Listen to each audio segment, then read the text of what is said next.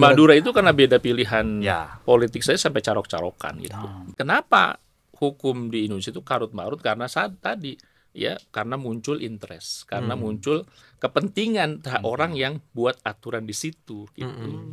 Itu yang pertama. Terus berikutnya dari sisi sanksi hukum, ini masih masuk substansi hukum ya. Sanksi hukumnya juga di Indonesia itu sanksi hukumnya tidak membuat orang jera gitu. Kan ada semacam joke juga gitu ya.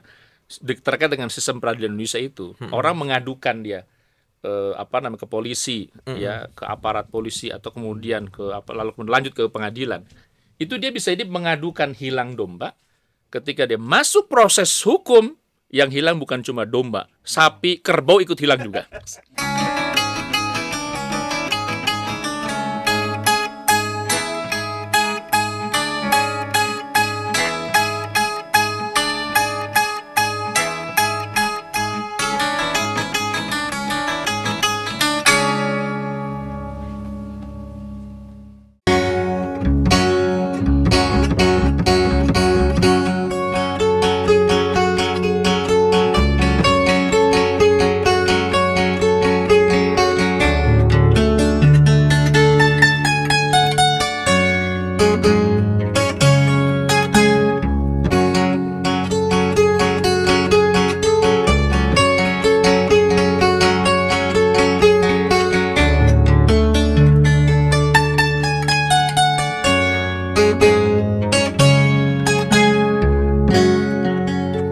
Demi wanci satemena jalma aya dina rugi. Demi wanci satemena jalma aya dina rugi. Iwal anu iman, iwal anu soleh, nu silih wasiatan dina bebeneran. Iwal anu iman, iwal anu soleh, nu silih wasiatan dina kasabaran. Demi wanci. Demi wanci. Demi waktu. Wah, cocok. Chemistry orang geus pas Pas. Geus. Balas sabar episodenya? 7 episode. episode. Chemistry-nya udah mulai terbangun. Asik. Ya, Demi wanci itu Al-Asr ya. Al-Asr ngaikeun waktu kebenaran akhir tahunnya ayeuna Akhir teh. tahun. Tapi ditinggali teh di mun episode kamari masa kieu-kieu wae Masa kieu gitu nya wae. Kang Derinya. Angger we. Angger we. Oh, gitu. kemajuan. Oh, kemajuan. Pampang nama kan di negeri orang teh asa di segala aspek itu stagnan, bahkan cenderung benar-benar nggak ada kemajuan, bahkan Meroket. tekor jadi tekoran. Tadi nama meroket jadi tekoran. Aduh, Kira itu Gitu. saheul aya. Kalau rasana aya teh aya Aya tamu, tamu, alhamdulillah. tebih Kang Deri. Tebih di Abis selatan, utara. Selatan, utara tuh tinggali. Kutub geus beda. wah. Tapi- Itu mah hareudangnya. Harudas. Matak jaketnya kandel dengan jaketnya kandel. Tino topong nama benar-benar selatan ya. Selatan. Selatannya. Insyaallah Ustaz Lutfi damang tadi. Alhamdulillah, Aduh, ya Allah. Nuhun tos. Ngersakeun Ngersakeun. dari penempatan. Juga ieu wae. Siga MC. Juga MC wae. Aduh. Gitulah Tad. Aduh, kalau kita melihat situasi masyarakat negara kita tuh dari awal tahun nih tadi ya, dari awal tahun aja. Mungkin awal tahun kita hegemoninya apa ya? Pilpres ya kemarin itu. Pilpres. Sibuk dengan Pilpres, masyarakat tuh sibuk dengan pemilihan pemimpin. Akhirnya sendi-sendi kehidupan malah hancur-hancuran. Banyak yang rusak. Gitu ya. Rusak, makin rusak. Oh iya, kemarin tadi sih saya baca berita tuh sekeluarga Mhm. bunuh diri, Ustaz. Waduh. Gara-gara pinjol. Ustaz. Laras. Bahkan ada balita di sana yang nggak mungkin bunuh diri dong. kamu. Pasti dibunuh sama Makanya ada orang yang nanya kan tuanya. di komen, Heeh. masa balita bunuh diri? Iya bener Tad. Ya Allah, sampai segitunya Tad. Iya, Kondisi iya. kita tuh ya. Betul, Ya Allah. betul. Ayah wae gitu Kasus-kasus Tad. kriminal Makin banyak. banyak. Betul, betul. Betul. Begal. Aduh, Begal. ngeri-ngeri. Oh, yang terbaru tuh itu apa? Semakin banyak penyiraman air keras karena ternyata dijual bebas Tad. Betul, betul. Di marketplace juga ternyata gampang dibelinya Ada. tuh. Betul, betul. Jadi orang mencelakakan orang lain tuh, Tengah air keras ya. iya, pesen check out online, udah banjur beres. Iya. Makanya ada Agus sedih kan kemarin Agus tuh sedih. dibanjur air keras kan ya Ada sedih. Agus itu, Ya, kemarin ada Agus itu. 3 Agus. Agus disabilitas. Aduh Agus, aduh ya Allah. Padahal Desember tapi nu viral Agus Iya, ya gitu. Agus. Ya. Karena mah nuker pilatnya Agus. Agus. Aduh. Kenapa ya tadi makin sesuatu? Iya. Jadi begini ya, Kang Subhan kan Eri.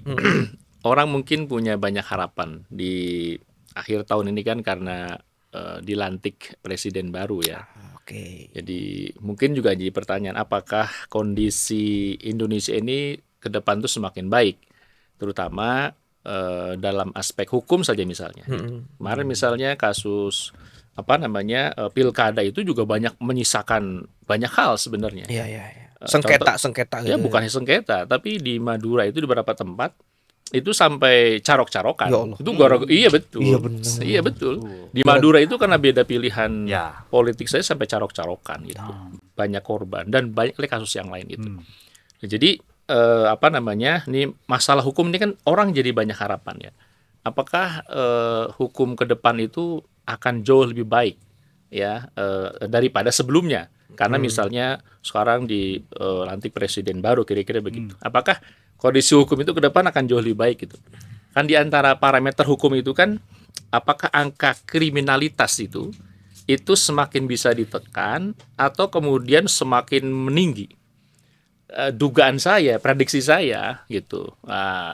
Boleh bisa dicek nanti ya. Ini pasti angka kriminalitas pasti akan sangat lebih tinggi lagi daripada sebelum. Kenapa? Karena sekarang kan kejahatan itu sudah semakin canggih. Dulu orang judi bertiga berempat Harus main ada kartu. tempat. Ya harus ada tempat dan jumlahnya juga terbatas kan Iya, gitu. betul. Sekarang orang main judi itu udah sekian sekian banyak yang terlibat. Bahkan yang mengatakan sampai 8 juta kasus, 8 juta pengguna akun judi online itu dan uang yang beredar itu triliunan. Bayangin ya, besar sekali. Nah, saya ingin karena ini masalah data ya, saya ingin coba gambarkan supaya nanti tidak hoax ya. Karena ini menyangkut masalah data. Saya buka primbon dulu nih ya. Ini beberapa hal ya. Apa nih? Fakta. Ini karena ini menyangkut masalah fakta ya. Nah, fakta itu harus valid ya. Ini gambaran 2024. Ini kan kita ingin meng-highlight. Iya, iya betul. Dari awal tahun ya Iya, tadi ya. ingin meng-highlight bagaimana sebenarnya fakta hukum yang terjadi di Indonesia ya, termasuk kasus-kasus kriminalitas. Jadi kalau bicara hukum di antara parameternya angka kriminalitas gitu. Ya, itu salah satunya gitu. Nah, ini data dari Polri sendiri ya, di 2024 itu baru pertengahan tahun saja itu angka kriminalitas 255.000 kasus. Waduh. Dan itu kasus yang masuk polisi gitu. Oh. Artinya kalau kasus yang nggak Tidak masuk polisi terlapor, pasti nggak akan ada datanya. Ya. Ini angkanya kalau menurut saya ini seperti fenomena gunung es ya. Itu yang kelihatan itu ujungnya, tapi bisa jadi sebenarnya di bawah itu jauh lebih besar. Betul. Nah, kalau kita breakdown lagi dari 255.000 kasus itu sampai pertengahan tahun itu berarti per bulan kasus itu di seluruh Indonesia 46.000 kasus. Kalau di Per bulan. breakdown lagi per hari 1.500 kasus. Per hari, Per guys. Waduh. hari ya. Tentu bisa bayangin ini per hari ribuan kasus, Ribuan 1.500 kasus ya. Kejahatan apa? Pencurian, pembunuhan, penganiayaan, Pelecehan. segala macam gitu. Tingkat kejahatan yang masuk datanya kepolisian apakah itu ada pengaduan atau tidak pengaduan, itu jumlahnya sekitar 1.500 per hari kalau kita kalkulasi. Ini kan jumlah yang sangat besar. Betul. Besar sekali gitu. Dan di antara kasus yang terbesar, ya ini menggambarkan kondisi masyarakat juga ya, Iya. itu pencurian dengan pemberatan. Artinya itu kasus yang paling banyak gitu, pencurian. Nah itu menggambarkan kan, pencurian itu akan menggambarkan apa? Banyak hal. Di antaranya menggambarkan kondisi sosial ekonomi masyarakat. Iya, betul. Ya kan? Jadi kenapa orang banyak mencuri? Kira-kira kenapa alasannya?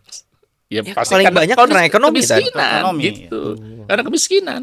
Apakah bobol warung, rumah, apa segala macam, mencurian motor segala macam. Jadi kasus kriminalitas juga bisa meng-highlight ini kondisi ekonomi masyarakat gitu, seperti apa. Ya. Nah, tadi yang kita singgung sedikit masalah judi online. Betul. Ini kan baru belakangan ya. Dulu tadi kita bicara kalau dulu orang judi apa? Ya judi itu ya berapa orang ya pakai kartu gitu ya. Lalu kemudian juga jumlahnya tempatnya khusus tempatnya ya, khusus juga tersendiri gitu. Betul. Dan terbatas. Oh, sekarang orang asal dia punya akun, punya handphone, dia bisa main judi itu. Betul. Dan ini menurut data yang ada ya orang yang terlibat judi online itu sekitar 8,8 juta orang. 8,8 Besar juta. sekali. Waduh. Ini jutaan orang gitu, itu bisa bayangkan.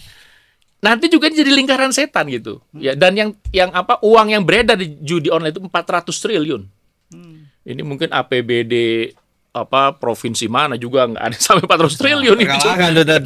Betul. Ya, APBD Kabupaten Bandung Barat aja nggak, wah jauh sekali gitu. Bayangin 400 triliun uang ya yang beredar dari kasus judi online. Dan nanti judi online itu buntut kejahatannya juga itu sangat panjang. Ya, kasus judi online istri membunuh suami. Terus kemudian satu keluarga Pinjol sih itu ya. Nah, yang pasti nyambung tuh nah, antara judi online nanti hubungannya ke pinjol juga. Untuk modal. Benar kan? Iya. Oh. Modal habis. Modal Sekarang habis. modal yang paling gampang apa? Pinjol. langsung cair. Langsung cair. Langsung cair. Gitu ya. Tanpa syarat. Tanpa syarat Iya, gitu. benar. Kurang pinjam modal, pinjol. Ya, lalu kemudian Taruhan lagi. Taruhan lagi. Terus kemudian kalah lagi. Pinjol Bisa lagi, jadi pinjam kejahatan lagi. yang lain lagi, mencuri lagi segala macam. Jadi ini semua lingkaran setan luar biasa. Dan yang luar biasanya gitu kan, pinjol ini kan di antaranya salah satu hal yang kenapa marak itu karena ada websitenya kan gitu. Nah, kemarin kan terungkap juga ternyata ada orang-orang pemerintah juga yang kemudian bermain di situ. Oh iya, benar. Sekian situs diblokir. Nah, ini orang-orang kan yang pemain judi atau bandar-bandarnya lobby berapa pihak ya, lobby yang punya kewenangan di Komdigi kan, Kementerian Komunikasi dan Digital. Ya. Lalu kemudian mereka membuka itu gitu ya. Dan itu tentu dengan kompensasi. Maka kemarin ya uang yang hasil suap itu yang diduga hasil suap dari bandar-bandar judi ke orang-orang di kementerian itu angkanya berapa? Itu 167 miliar. Waduh. Ratusan miliar, coba bayangin. Waalaikumsalam warahmatullahi wabarakatuh. Lalawu. Satur Nuhun, nuhun nuhun. Kang Agus saya Kang nama Agus. Kang Agus. Agus sedihnya. Lain. Terus Agus saya Terus nama. Agus nyeun masalah tapi aya nama masihan makanan. Soleh Agus. Agus Soleh yo. Agus Soleh. Agus Soleh, Masya Allah. Gitu tadi Desember ini 3 Agus bikin ulah. Iya, betul. Tadi benernya makin ngeri-ngeri tadi faktanya tuh aduh.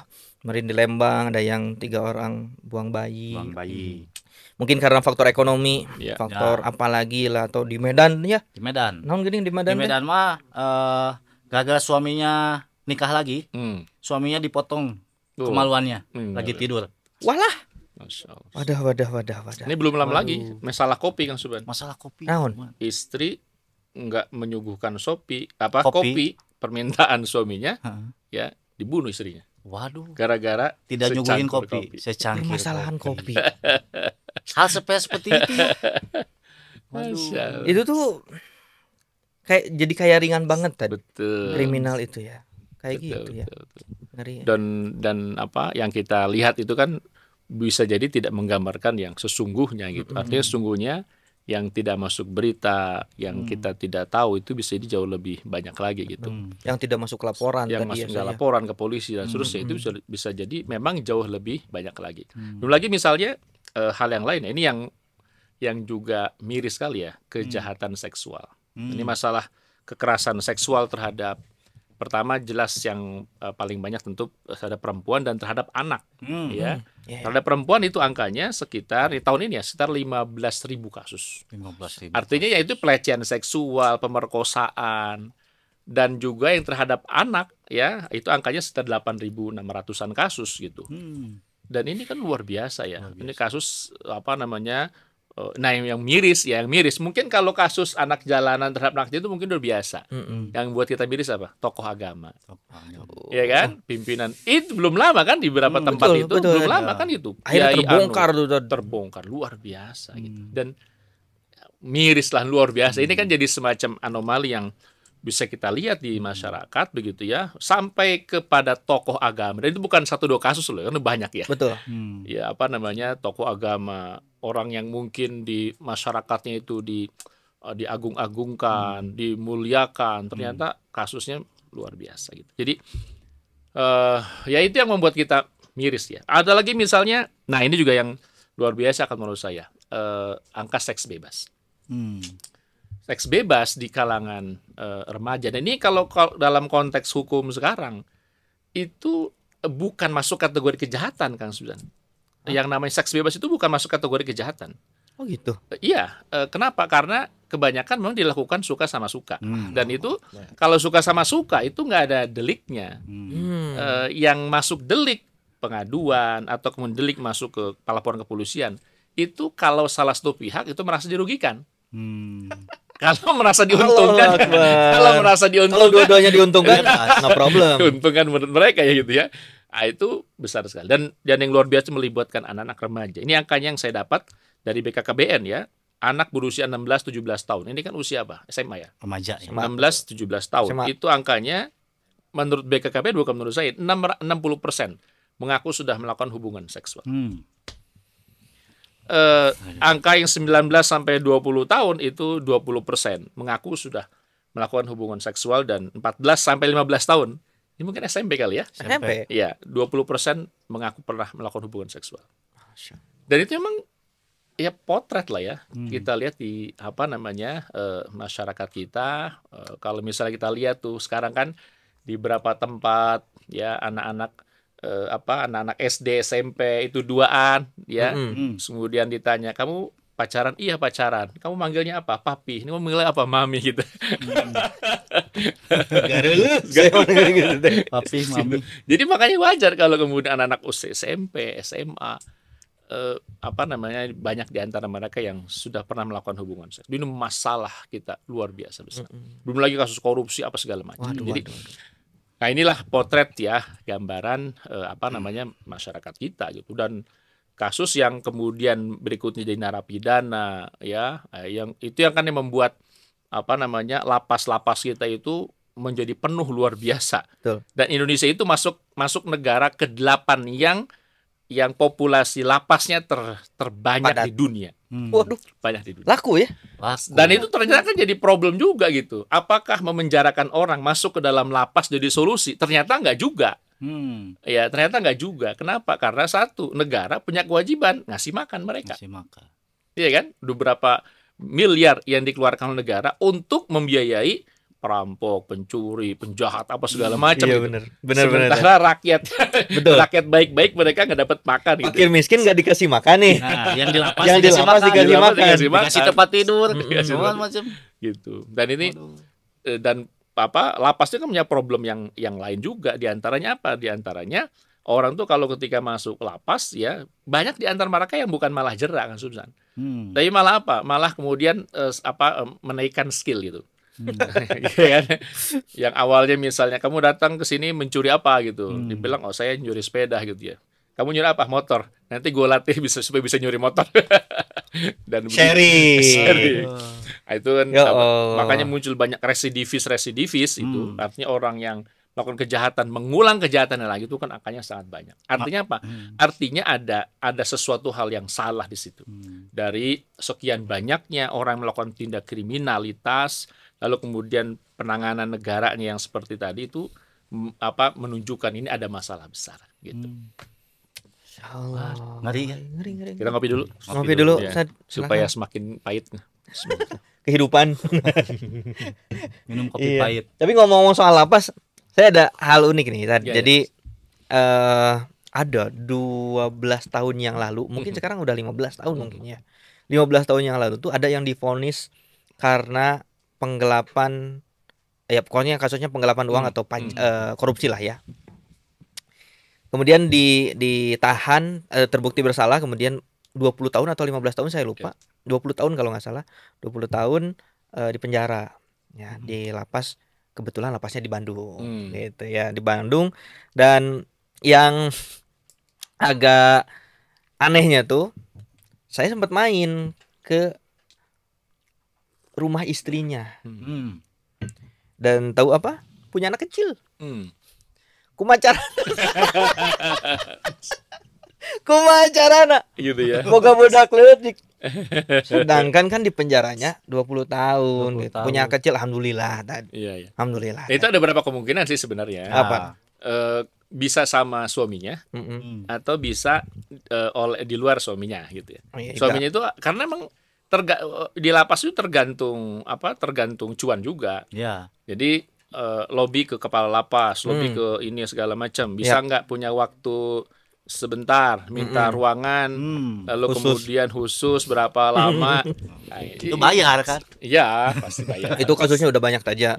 Ya, penjara udah kayak hotel, ada kulkas, ada TV, upgrade. Gimana kelas? Ya Allah. Kalau yang curi ayam beda. Oh, itu digabungin satu lapas 20 orang. 20 orang gitu. Tapi kalau koruptor VIP dong. VIP. Kebanyakan gitu, betul. Iya, betul. Ya Allah, miris. Gitu. Nah, jadi sebenarnya apa yang menyebabkan gitu. Jadi, nah ini yang mungkin menarik untuk kita buka ya, Kang Suban. Jadi, apa sih sebenarnya yang menyebabkan ini semua terjadi? Kenapa sih angka kriminal itu sangat tinggi? Ya, dan di suatu masyarakat sebenarnya ya orang melakukan, manusia itu kan dia bisa melakukan perbuatan baik atau juga dia bisa melakukan perbuatan buruk. Ada kecenderungan dua-duanya itu. Gitu. Ada kecenderungan. Tetapi ya yang membuat masifnya tindak kriminalitas itu pasti ada suatu hal yang mendorong ke arah sana gitu. Jadi memang di sekian masyarakat pada setiap zaman ya orang melakukan kejahatan itu memang ada gitu. Tetapi kan apakah ini angkanya wajar? Ya, ataukah tinggi, ataukah kemudian dia bisa ditekan ya dengan sehingga kemudian angka kriminalitas itu bisa sangat minim sekali gitu. Nah, yang terjadi kalau menurut saya sekarang ini pengaruh sistem itu yang menyebabkan angka kriminalitas itu yang menyeruak hebat luar biasa. Ini pengaruh sistem. Jadi kalau bicara di hukum itu kan ada yang pertama ada substansi hukum. Gitu. Substansi hukum itu menyangkut tentang apa sih konten hukumnya, bagaimana sanksi yang diterapkannya, itu substansi. Yang kedua menyangkut tentang kelembagaan hukum. Ini masalah menyangkut tentang sistemnya, peradilannya segala macam. Yang ketiga budaya hukum. Gitu. Nah, yang pertama menyangkut tentang substansi hukum. Kita lihat itu kan hukum di kita, ya hukum di Indonesia dan di beberapa negara yang lain, itu hukumnya berasal dari mana? Siapa yang bikin hukum itu? Gitu kan? Siapa yang membuat hukum itu? Siapa yang menyusun undang-undangnya? Siapa yang membuat misalnya KUH pidana dan seterusnya? Ya, itu kan jelas ya. Kalau dilihat sistem sekuler itu, maka sistem hukumnya pun sistem hukum sekuler. Nah, sistem hukum sekuler itu kan yang dia sistem hukum yang dia bukan diturunkan oleh yang Maha Pencipta, Allah Subhanahu wa taala, tapi diciptakan oleh manusia sendiri gitu. Nah, jadi pertama dari sisi substansi hukumnya saja, hukum yang ada di Indonesia ini bukan berasal dari Sang Maha Pencipta. Ya, yang Maha Allah Subhanahu wa taala yang Maha Agung, yang Maha Sempurna. Dan itu dibuat oleh manusia. Kita tahu manusia itu apa? Ya, punya banyak kekurangan, lemah, dan yang paling menonjol dari sifat manusia itu bawa interest, bawa kepentingan. Sehingga ketika mereka buat hukum, itu pasti ada muncul interest mereka di situ. Ada faktor kesukaan. Iya, ada faktor kepentingan dia di situ, gitu. Dulu pernah ada joke misalnya, kenapa di jalan Jakarta, jalan Jenderal Sudirman itu nggak ada becak lewat tuh. Ya, orang kenapa ini nggak ada becak lewat gitu? Nah, jawabannya sebenarnya sederhana gitu. Karena yang buat aturan itu bukan bandar becak, kira-kira begitu. Iya benar. Jadi itu menggambarkan apa? Itu menggambarkan bahwa sebenarnya hukum itu tergantung yang buatnya. Bahwa kepentingannya kemana itu kan tergantung orang yang membuatnya gitu. Nah, dari situ kemudian kenapa hukum di Indonesia itu karut marut karena saat tadi ya karena muncul interest, karena muncul kepentingan orang yang buat aturan di situ gitu. Itu yang pertama. Terus berikutnya dari sisi sanksi hukum, ini masih masuk substansi hukum ya. Sanksi hukumnya juga di Indonesia itu sanksi hukumnya tidak membuat orang jera gitu. Iya kan? Kita lihat misalnya kasus pembunuhan. Kenapa orang pembunuh itu semakin tahun semakin meningkat? Ya, angka kejahatan semakin tahun semakin meningkat. Kejahatan seksual semakin tahun semakin meningkat. Kenapa? Karena di antara faktornya adalah ya sistem hukumnya itu, sanksi hukumnya tidak membuat orang jera. Ya kan? Sehingga orang ketika melakukan satu kejahatan nanti akan diulang lagi, dan orang juga yang lain itu akan mencontoh lagi begitu terusnya. Karena mereka melihat tenang aja deh. Nanti juga bebas. Ya, kenapa orang korupsi misalnya nanti tenang aja deh. Hartanya ratusan miliar di penjara mungkin hanya 5 tahun saja gitu. Terus kemudian hartanya ketika dia keluar penjara masih kaya raya. Masih banyak gitu. Jadi peluang-peluang itu yang kemudian membuat kejahatan itu semakin meningkat gitu. Jadi sanksi hukumnya tidak membuat orang jera, plus lagi apa? Ketika dihukum belum tentu dosa-dosanya dihapuskan kan gitu. Tetap aja dosa ya. Iya, tetap aja. Nanti. Tetap aja dia masih berdosa, tidak ada jaminan dihapuskan dosa-dosanya, dan sanksi hukumnya tidak membuat orang jera. Orang membunuh sekarang apa hukumannya?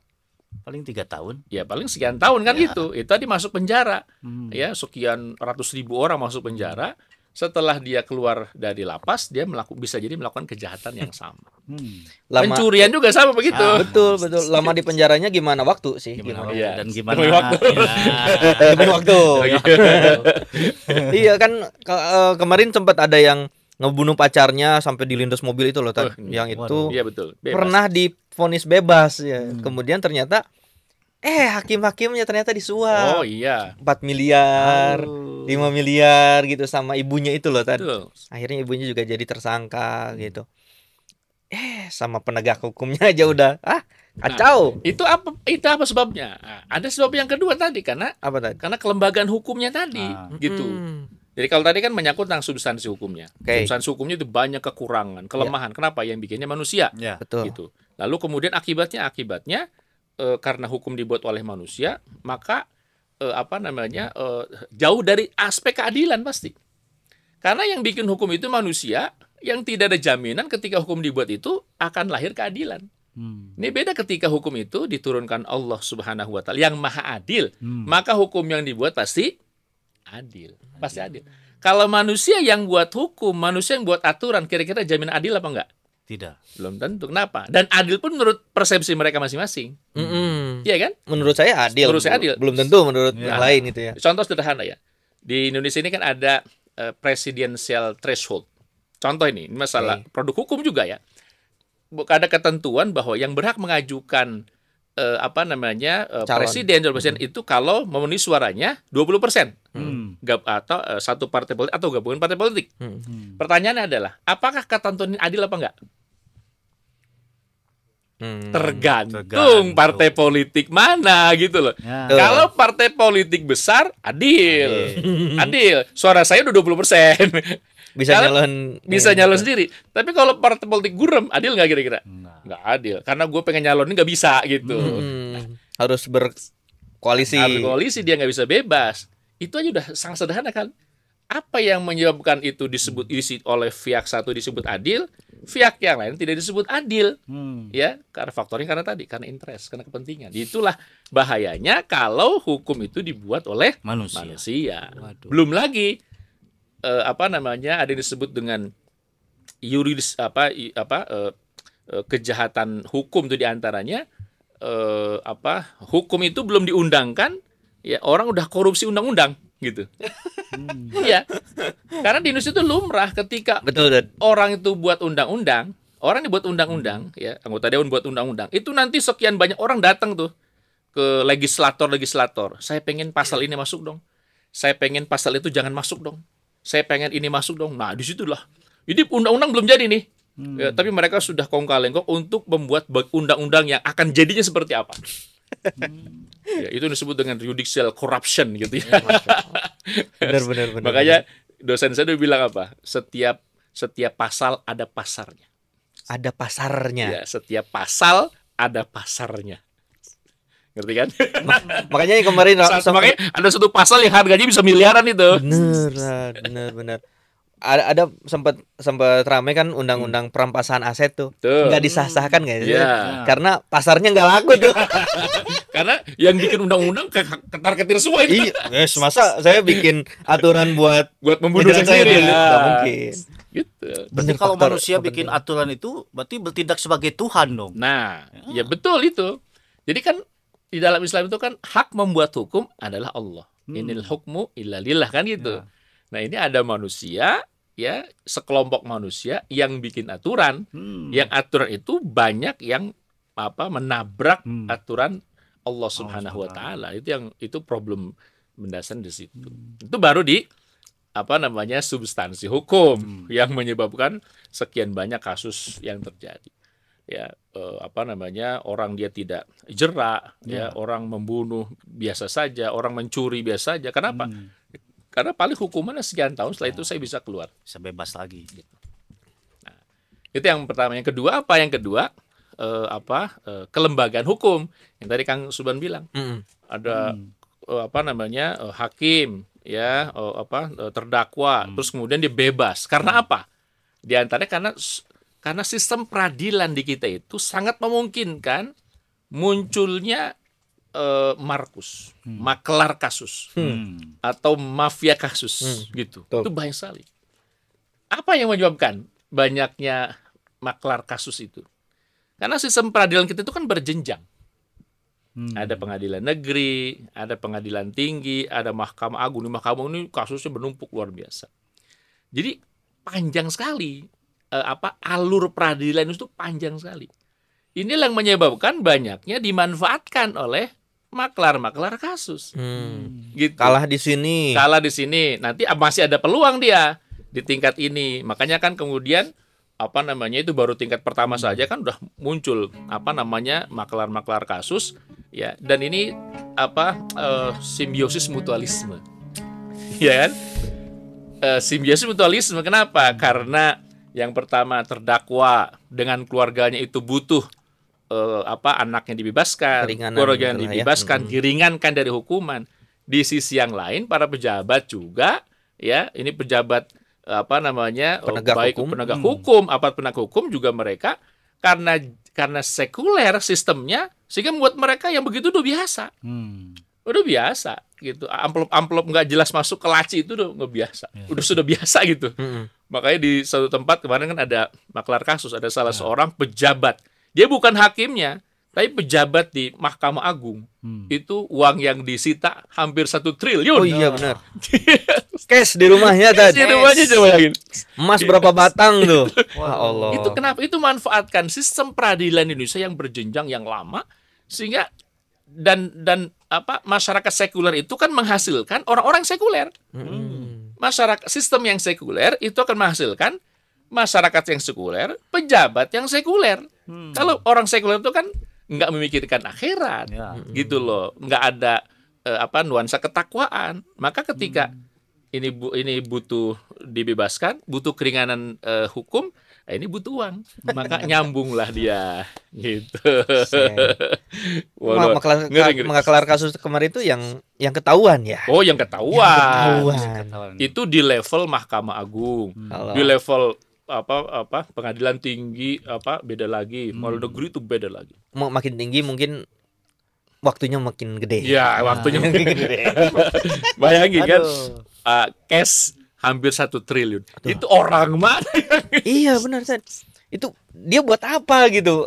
Uang cash-cashan. Hanya kayak 1 triliun. Iya kan, di video ini tuh benar-benar satu ruangan full emas batang, dolar, rupiah. Waduh. Gitu. Dan bisa jadi buat dia nggak apalah di penjara, ya, karena masih ada gudang uang saya masih banyak. Pas keluar masih banyak uangnya.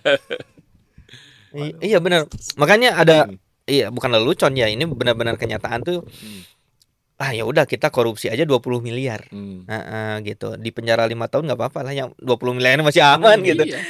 Bener, gitu, masih bisa hidup gitu istilahnya. Jadi kenapa banyak maklar kasus itu? Di antaranya karena manfaatkan sistem peradilan Indonesia yang panjang, lama sekali kan. Itu kalau orang istilahnya kan ada semacam joke juga gitu ya, terkait dengan sistem peradilan Indonesia itu. Orang mengadukan dia ke polisi, ya, ke aparat polisi atau kemudian lalu lanjut ke pengadilan. Itu dia bisa jadi mengadukan hilang domba. Ketika dia masuk proses hukum, yang hilang bukan cuma domba, sapi, kerbau ikut hilang juga. Pak, saya kehilangan domba. Oke, proses ya. Bapak, Ibu mau cepat nggak? Yo mau cepet dong ya. Ini sekian. Gitu. Pas pikir-pikir, nah Abdi ngadukan hilang domba, nulengit sapi jangan kerbau. Ikut kejual juga. Padahal yang diadukan cuma domba. Itu menggambarkan peradilan Indonesia. Itu di masyarakat udah jadi trust issue sih. Betul. Dan prosesnya panjang. Ibu mau cepat diproses apa enggak? Ini kan semacam kalau proses cepat ya tadi ada pasalnya lah gitu. Ada pasarnya lah kira-kira begitu. Tetap. Gitu. Itu yang ya semakin rusak itu kemudian jadinya gitu. Ya, jadi kasus tadi mafia peradilan, tadi lanjut ya, yang sehingga membuat orang juga stres sosial tuh. Dengan proses peradilan yang panjang itu buat orang stres. Betul kan. Kasus apa orang yang ketika gak masuk peradilan itu nggak stres? Ya, banyak sekali. Kenapa? Karena untuk sengketa tertentu itu bisa makan waktu bertahun-tahun, bukan berbulan-bulan. Ya. Ya, untuk proses tertentu, ya, kalau misalnya gugat cerai gitu, kalau nggak dipakai ini gitu, lama sekali. Ya. Gugat cerai itu masuk ke juga panjang ya, berbelit-belit. Yang tadinya mau gugat cerai akhirnya karena kelamaan jadi akhirnya nyambung lagi. Rujuk lagi. Banyak keluar. Terus makin pejantan lah. Makin pejantan lah. Rujuk lagi. Mending ke ruang dapur ya Mas. Aduh ya Allah. Saya itu loh sistem peradilan ini kan akar utamanya tadi sistem sekuler sebenarnya. Jadi akar utamanya sistem. Kenapa kemudian ada orang maklar kasus ya, karena tadi orang-orangnya, para pemainnya itu ya jauh dari ruh keimanan, ketakwaan. Ditambah lagi kan kemudian sistemnya gitu. Apalagi kan sekarang tuh, dulu kan sering kita dengar ya, orang melakukan kejahatan itu kan bukan karena sekedar niat, tapi karena ada kesempatan kan gitu.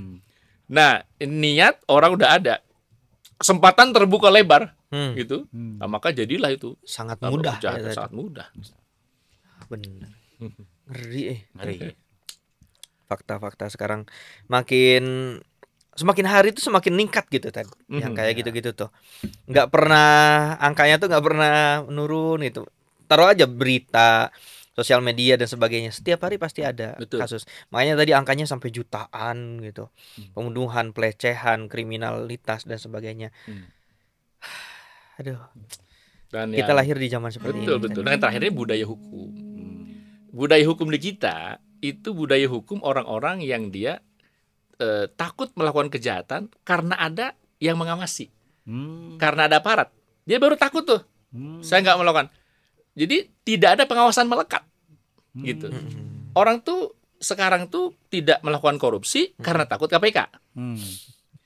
Orang tuh sekarang nggak melakukan kejahatan karena takut ada polisi. Orang tuh sekarang nggak melakukan kejahatan karena takut kejaksaan.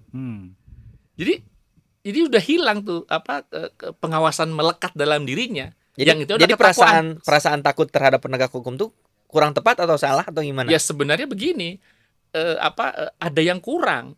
Kalau nanti saya ceritakan dalam masyarakat Islam itu orang tuh dia tidak mau melakukan kejahatan karena dia takut kepada Allah Subhanahu wa taala. Harusnya itu. Aparat memang harus ada, tapi rem yang pertama adalah saya takut maksiat. Itu untuk berbeda. Dirinya sendiri. Iya, itu udah sangat berbeda kan dengan sekarang. Sekarang itu orang tidak melakukan kejahatan hanya karena takut aparat. Sehingga solusi yang sekarang coba apa? Ini perbandingan polisi dengan masyarakat kurang, maka polisi harus lebih ditingkatkan lagi. Kan akhirnya jadi solusinya begitu, memperbanyak aparat kepolisian. Bukan kemudian, karena untuk menanamkan ketakutan masyarakat, sistem sekarang nggak akan pernah bisa. Membuat aparat jadi soleh-solehah itu sulit sekali. Membuat masyarakat soleh-soleh nggak bisa. Kenapa? Karena sistemnya memang sekuler. Makanya kan suka ada joke juga ketika ada yang naik motor ditilang, prit gitu. Ya kan? Anda tahu melanggar gitu. Saya tahu Pak melanggar. Ini kan nggak boleh lewat. Iya saya tahu Pak. Tapi saya nggak tahu ada bapak di situ. Kalau saya tahu ada bapak, saya nggak akan ke sini Pak. Berarti kamu tahu ini melanggar? Tahu Pak saya melanggar gitu. Tapi kok nama melanggar? Saya nggak tahu ada bapak. Berarti takutnya bukan takut sama aturan, takutnya sama polisi. Nah, itulah menggambarkan. Dan itu udah membudaya ya. Ya itu udah mulai. Jadi budaya kita itu bukan rajin, bukan tepat waktu gitu ya. Budaya kita ya tadi korupsi gitu ya. Iya benar. Udah membudaya tuh. Benar. Makanya ketika pas Ustadz Dandi kesini ya bilang Indonesia itu negaranya sangat kaya meskipun udah triliunan dikorupsi masih bisa jalan gitu. Saking kayaknya. Tapi ya mau sampai kapan kan ya tadi ya, malah jadi budaya korupsi, jadi budaya kriminalitas, jadi budaya. Ngeri. Masya Allah, tadi itu substansi budaya, terus satu lagi substansi hukum, lalu kelembagaan hukum, yang ketiga budaya udah rusak semua. Kan bisa ngarenghap jero ya makanya ini ningali data-data tadi Ustaz Lutfi. Aduh. Ya Allah. Makanya sebagai seorang muslim mestinya kan kita berpikir ini apa yang harus kita lakukan kan gitu. Betul. Ini kalau membiarkannya terus menurut saya kita mau ganti sekian presiden, saya katakan ini tetap akan seperti ini. Mau presiden yang kayak gimana? Kita kan selalu berharap begitu. Ya, setiap kali ada presiden kita berharap selalu ada perubahan. Tiap kali ganti presiden kita berharap ada perubahan. Ya kan kita tuh dari presiden yang berwibawa, ulama udah. Nasionalis udah, ulama udah, perempuan juga udah. Yang profesor udah. Deso juga udah, profesor juga udah. Yang tetap aja.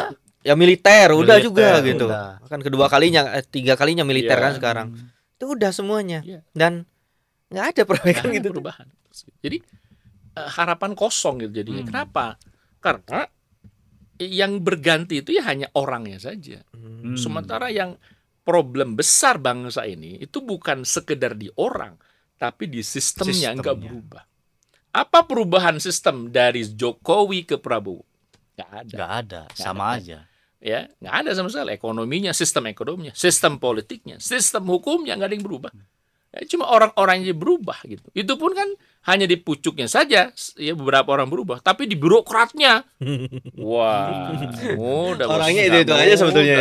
Nggak bisa, nggak mudah. Jadi apa yang harus kita lakukan sekarang? Ini penting ya. Yang pertama tentu kita sebagai seorang muslim harus melihat solusi itu dari cara pandang akidah Islam. Karena kalau kita lihat solusi dari cara pandang sekuler nggak akan pernah selesai, Kang Usman. Nggak pernah selesai. Ya kan kayak gini terus aja. Iya, tetap kan seperti ini. Orang mau cari misalnya jaksa agung yang seperti apa. Orang misalnya mau cari menteri hukum HAM yang kayak gimana. Nggak beres. Tidak beres.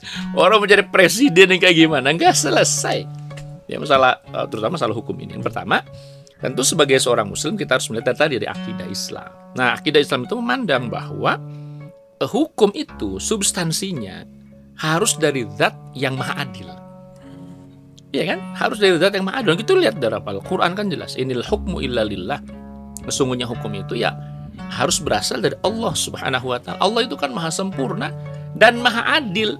Maka ketika Allah menurunkan hukum, itu pasti hukum yang dibuat pasti mengandung Keadilan. Ini yang jadi problem, jadi masalah besar kan.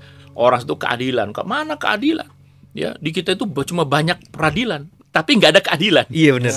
Benar-benar. Lembaga peradilan tuh banyak banget. ya, tapi nggak ada keadilan. Kenapa? Karena substansi hukum itu dibuat ya oleh orang yang punya banyak interest ya. Sementara dalam Islam hukum dibuat oleh Allah Subhanahu wa taala yang Maha Adil. Maka hukum dibuat pasti akan mengandung keadilan. Ya, terlebih misal dari sisi berikutnya sanksi hukum juga. Dalam sistem hukum Islam itu ada yang disebut dengan jawabir dan zawajir.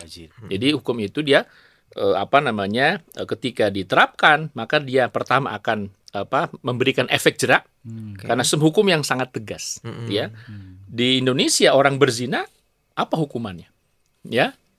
Nggak ada hukumannya gitu. Apalagi lakukan suka sama suka betul, gitu ya. Betul. Dalam Islam ternyata zina itu termasuk kejahatan berat. Karena karena dia dosa besar, karena itu hukumannya juga besar. Hukumannya berat sekali ya. Buat yang belum menikah dia dicambuk dengan 100 kali cambukan. Buat yang sudah nikah maka dia dirajam sampai dia mati. Itu kan luar biasa. Belum lagi misalnya pembunuhan, pencurian. Banyak sekali dalam Islam itu yang ketika orang melakukan kejahatan maka akan memberikan efek jerak. Satu. Yang kedua, bukan hanya memberikan efek jerak tapi juga menggugurkan dosa. Coba sistem mana yang ketika orang dikenakan sanksi hukum maka dosa-dosanya gugur. Maka pada masa Nabi kan orang tuh karena muncul kesadaran, dia datang ke Rasulullah, ya Rasul saya telah berzina. Mana ada sekarang orang yang aku ngaku wahai hakim saya sudah berzina gitu ya. Ada yang begitu. Yang ada udah ketahuan juga nggak ngaku, saya nggak melakukannya. Gitu. Jadi ya Rasul saya sudah berzina, aku mau kenapa itu muncul? Karena itu mulai kesadaran, ketakwaan. Karena dia sadar ketika dihukum dengan hukum Allah Subhanahu wa taala, gugur dosa-dosanya dan dia berpulang masuk surga. Luar biasa kan itu. Yang kedua dari aspek kelembagaan hukum juga dalam Islam itu sangat simpel sekali. Tidak ada yang namanya peradilan berjenjang yang memunculkan banyaknya maklar-maklar kasus tadi gitu. Sangat simpel sekali, bahkan ada hakim yang dia bisa lihat di pasar seperti apa, ketika ada kejahatan langsung dieksekusi di situ. Ya kan? Qadhi hisbah namanya. Lalu kemudian yang berikutnya, kenapa di dalam Islam juga budaya hukum itu menjadikan seorang itu menaati hukum karena kesadaran, karena ada pengawasan melekat dalam dirinya. Apa itu ketakwaan? Sehingga orang melakukan tidak melakukan kejahatan, memang dia takut melakukan dosa. Orang tuh melakukan ketaatan karena dia ingin dapat pahala. Itu kan luar biasa efektif gitu. Nggak mesti polisi di tiap pojokan itu ada polisi lampu merah gitu ya. Baru dibuat polisi tidur segala macam. Ada polisi patung segala macam, nggak perlu gitu. Polisi tidur mah hudangkeun we. Gitu. Nggak perlu ada bikin patung-patung polisi di mana-mana. Iya benar. Gitu. Kenapa kita tuh jadi semacam polisi dibikin patung supaya orang takut sama polisi gitu-gitu begitu. Nggak mesti. Kenapa? Ada pengawasan melekat dalam diri seorang. Itu karena apa? Karena kesadaran. Nah, itulah ketika sistem hukumnya hukum Islam yang diterapkan aturan Islam, maka akan membuat masyarakat itu masyarakat yang bertakwa. Aparatnya aparat bertakwa. Sehingga ketika misalnya masyarakatnya, Pak tolong dong Pak Hakim, ini hukuman anak saya diringankan, kata hakim nggak bisa. Saya takut sama Allah. Wah gitu. Atau misalnya ketika hakimnya yang main, Bapak kalau mau bebas anaknya bisa sama saya bantu. Nggak bisa Pak, saya takut sama Allah. Kan nggak akan terjadi itu gitu loh. Nah, jadi itulah kira-kira ya ketika sistem hukum Islam diterapkan, ya baik itu substansi hukumnya, ya kelembagaannya, dan sehingga nanti muncul budaya hukum yang memang lahir dari ketakwaan. Maka insya Allah kasus-kasus yang membuat miris ya, yang seperti kita lihat sekarang, insya Allah itu akan sangat bisa diminimalisir ya. Itu karena apa? Karena penerapan hukum Allah Subhanahu wa taala.